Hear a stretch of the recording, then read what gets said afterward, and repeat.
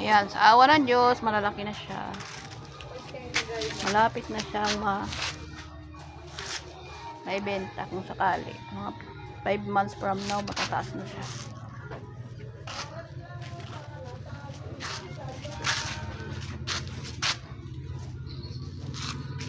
Hindi pa gaanong marami. Kailangan million siguro ng tanim.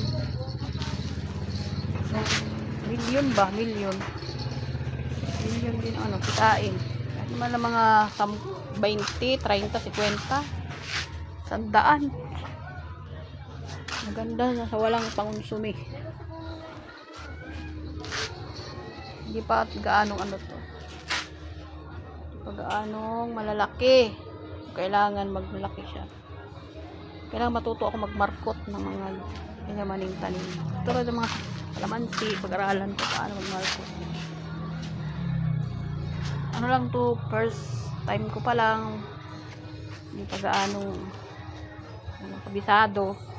Sana may awan Diyos, maging totoong kabuhayan ko siya, for sure. Yung mga ano ko hindi pa gaanong lumalaki. Maliliit pa siya, maliliit. Ayan, pinaglalagyan ko naman kung ano ng kutsi-kurunchoy para may design.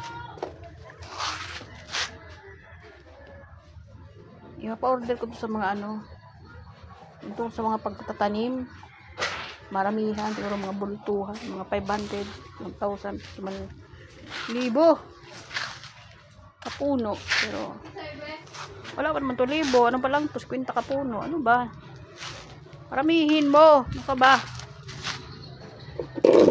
Marami bumili. Ang kapakahiwaga itong tanim na itong ano, sisi plant. Yung pag-usbong ng ano niya, pag-usbong ng ano, atawag nire, pag-usbong ng saha, dapat isa lang, sa kanya 2. Yan. Pag-usbong ng saha niya 2, dapat isa lang. Siguro kung may ibig sabihin siguro to 2 pag-usbong. 2 pag-usbong, yung isa dito tanga, ang isa naman perfect. Pero 2, yan o, 2 siyang nag-usbong na saha. Isa lang dapat magsaha, ganito lang o. Ganyan lang. Eh bakit ito 2? 2 yung pag-usbong niya. Kakaiba siya. Ayan yung aking mga bayabas to eh. Ano to yung mga bayabas to na malalaki? Kasi laki ng kamao. Ano to yung mga guava apple o tawag? Guava apple. Yan. Hindi pa gaano marami. Paramihin ko to sa mga milyon.